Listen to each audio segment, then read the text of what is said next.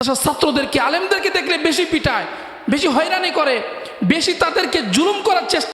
হাদি হত্যার বিচার চাওয়ার জন্য অনেক মানুষ জমায়েত ছিল। পুলিশের যারা প্রধান আছেন তাদের নির্দেশে যারা কনস্টেবল এবং ছোট পদে আছে তাদেরকে লেলিয়ে দিয়ে আন্দোলনকারীদের উপরে নির্যাতন চালিয়েছে।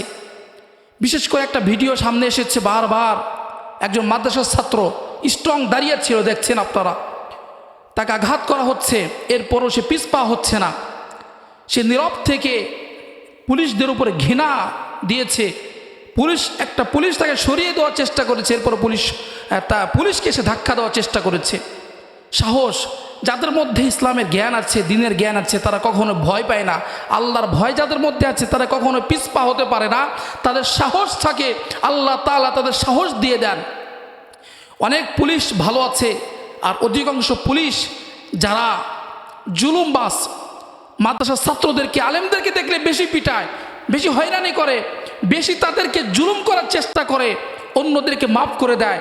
যারা জুলুম করেছিল, যারা মানুষকে হত্যা করেছিল, তাদেরকে জেলখানা আরামে নিয়ে যাওয়া হচ্ছে, কোনো বিচার নাই, শাস্তি নাই, আরামে খাবার খাওয়াচ্ছে।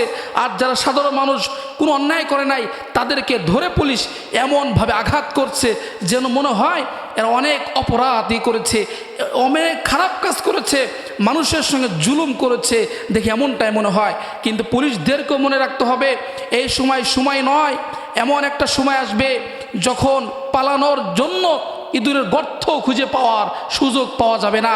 ইতিপূর্বে যারাই জুলুম করেছে তাদেরকে জনগণ বুঝিয়ে দিয়েছে। আবার যদি পুলিশ জনগণের সঙ্গে জুলুম করতে থাকে, জনগণ আবার ক্ষেপে, আবার জনগণ পুলিশকে বুঝিয়ে দিবে।